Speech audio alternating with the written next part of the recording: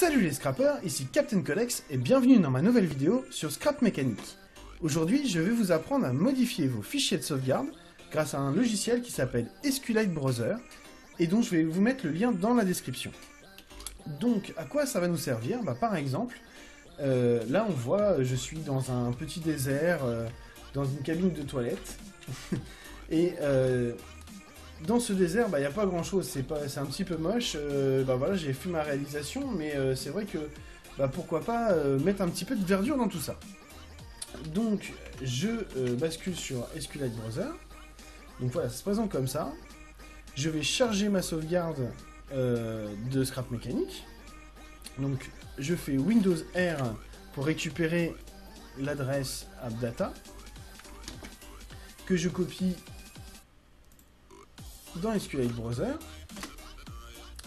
Ensuite, le chemin d'accès classique, roaming, Axolot Game, Scrap Mécanique, user, save.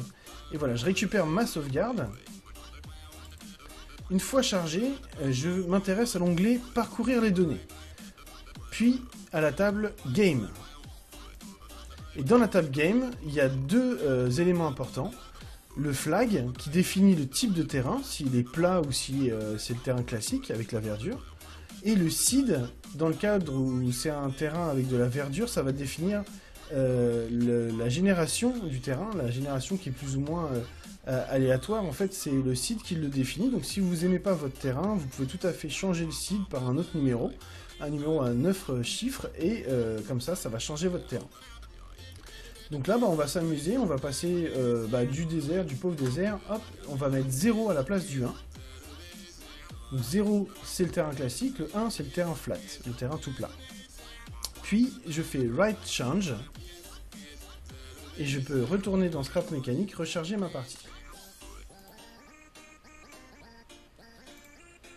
Hop, et là, tour de magie, je fais pousser des fleurs, je fais papillonner les oiseaux, voilà. Et je me retrouve donc avec exactement la même structure, mon véhicule, ma petite cabine de toilette que j'avais tout à l'heure, et tout ça dans un terrain verdoyant. Voilà, donc on peut tout à fait faire l'inverse, retourner d'un terrain classique à un terrain flat. On peut changer le seed si le terrain ne correspond pas, notamment pour que les bâtiments soient à niveau et ne se retrouvent pas sous les montagnes. Et voilà, par contre, il n'y a aucune difficulté par rapport aux véhicules. Les véhicules vont revenir à la surface tout seuls. Voilà, donc on va peut-être faire un essai justement de changement de seed. Voilà, on va prendre un seed au hasard. 5, 6, 4, 7, 8, 9, 3, 5, 0. Allez, hop, plutôt au hasard. Je valide, et on va voir ce que ça donne. Peut-être on aura la surprise d'avoir le bâtiment légèrement englouti, peut-être que on aura un décor complètement différent, peut-être un décor qui sera approchant. On va recharger la partie.